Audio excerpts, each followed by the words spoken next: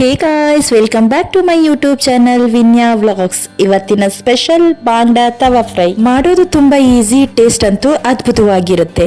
ಇದಕ್ಕೆ ಫಿಶ್ ಅನ್ನ ನೀಟಾಗಿ ತೊಳ್ಕೊಂಡು ಅದಕ್ಕೆ ಮಾರ್ಕ್ ಮಾಡ್ಕೋಬೇಕು, ಯಾಕಂದ್ರೆ ಸ್ಟಫಿಂಗ್ ಕರೆಕ್ಟ್ ಆಗಿ ಕೂರೋದಕ್ಕೋಸ್ಕರ. ಮಸಾಲ ಮಾಡ್ಕೊಳ್ಳೋದಕ್ಕೆ 3 table spoon red chilli powder, ಚಿಟಿಕೆ ಅರಿಶಿನ, 1/4 ಪೆಪ್ಪರ್ ಪೌಡರ್, ಹಾಗೆ 1 ಸ್ಪೂನ್ ಶುಂಠಿ ಬೆಳ್ಳುಳ್ಳಿ ಪೇಸ್ಟ್, ರುಚಿಗೆ ತಕ್ಕಷ್ಟು ಉಪ್ಪು, ಹಾಗೆ ಮಿಕ್ಸ್ ಮಾಡ್ಕೊಳ್ಳೋದಕ್ಕೆ ಹುಣಸೆ ಹುಳಿಯ ರಸ. ಇದಿಷ್ಟನ್ನ ಚೆನ್ನಾಗಿ ಮಿಕ್ಸ್ ಮಾಡಿ ಪೇಸ್ಟ್ ಮಾಡ್ಕೋಬೇಕು.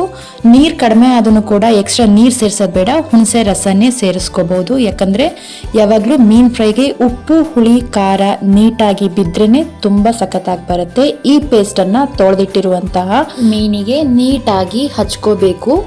ಮಾಡಿಟ್ಟಿರುವಂತಹ ಪೇಸ್ಟ್ ಜಾಸ್ತಿ ಆದ್ರೂ ನೋ ಪ್ರಾಬ್ಲಮ್, ಫ್ರಿಡ್ಜ್ ಅಲ್ಲಿ 10 to 15 ಡೇಸ್ ವರ್ಗು ಸ್ಟೋರ್ ಮಾಡಿ ಇಟ್ಕೋಬಹುದು.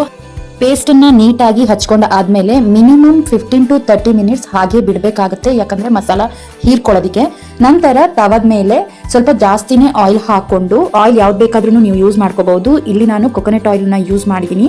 ಕೊಕೊನಟ್ ಆಯಿಲ್ ನ ಹಾಕಿದ್ರೆ ಅದ್ರದ್ದು ಫ್ಲೇವರ್ ಮತ್ತೆ ಟೇಸ್ಟ್ ತುಂಬಾ ಚೆನ್ನಾಗಿ ಬರುತ್ತೆ. ಕಾಯಿಸ್ಬೇಕಾದ್ರೆ ಲಾಸ್ಟ್ ಫ್ಲೇಮಲ್ಲಿ ಇಟ್ಟು ಎರಡೂ ಸೈಡು ರೋಸ್ಟ್ ಆಗಿ ಫ್ರೈ ಮಾಡಿದ್ರೆ ಸಿಂಪಲ್ ಆಗಿರುವಂತಹ ಬಾಂಗ್ಡಾ ತವಾ ಫ್ರೈ ರೆಡಿ ಆಗುತ್ತೆ. ಒಂದ್ಸಲ ಟ್ರೈ ಮಾಡಿ ನೋಡಿ, ಖಂಡಿತ ನಿಮ್ಗಿದು ಇಷ್ಟ ಆಗುತ್ತೆ. ಇಷ್ಟು ಸುಲಭವಾಗಿ ಇಷ್ಟು ಟೇಸ್ಟಿಯಾಗಿ ಮಾಡ್ಕೋಬಹುದಾ ಅಂತ. ಇದೇ ತರಹದ ಸಿಂಪಲ್ ರೆಸಿಪಿಗಳಿಗೆ ನನ್ನ ಯೂಟ್ಯೂಬ್ ಚಾನೆಲ್ ವಿನ್ಯಾ ವ್ಲಾಗ್ಸ್ ಅನ್ನ ಸಬ್ಸ್ಕ್ರೈಬ್ ಮಾಡ್ಕೊಳ್ಳಿ. Thank you for watching.